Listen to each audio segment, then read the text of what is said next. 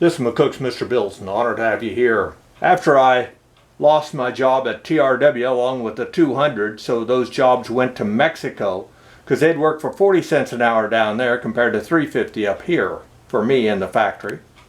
And with that in mind, it was a rock and a hard place because a small town with 200 people looking for work all of a sudden didn't work at all.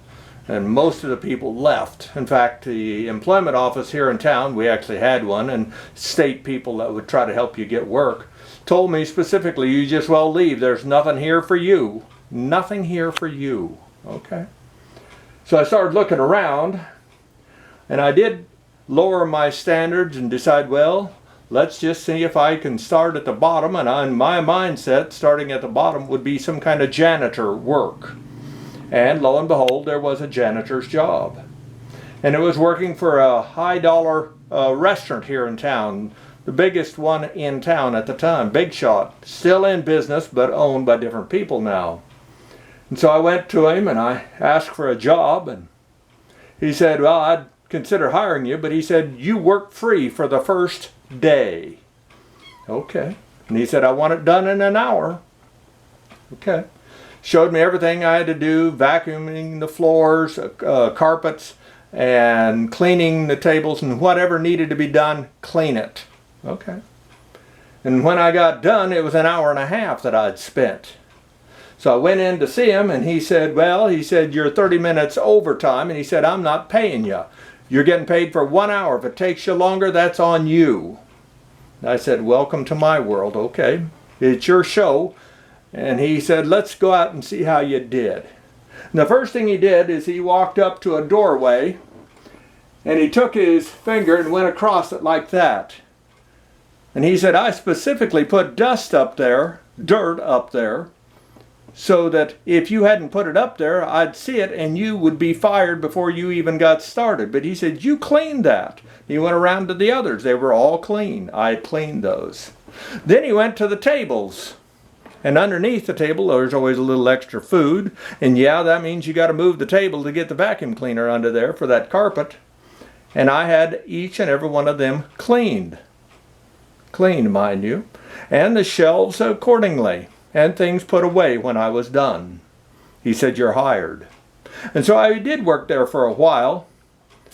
But we finally came to a disagreement on the paycheck.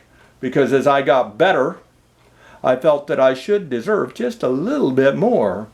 But all too often I find that the people that are in management look at you as closer to a slave than ever an important employee. And so they let me go. Okay, so be it. But as far as janitoring went, one of the ladies I have tremendous respect for here in town, and her husband had started getting sick, and so he wasn't able to work anymore. He had cancer, legitimate. I mean, he couldn't work. And so she picked up the reins rather than to try to get on welfare or something. She picked up the reins herself. And she started a home cleaning business on her own, one-person business. It took about a year before she got a fair amount of them. And she was then, by the end of that year, working 40 hours a week. And she could have worked more. But she was working 40 hours a week. She needed time to be able to take care of him too. And she was cleaning some of the high-dollar homes in town. And at the time, she was charging, mind you, $10 an hour when minimum wage was $2. So she was quite a bit above that. And in no time, she went to $15 an hour.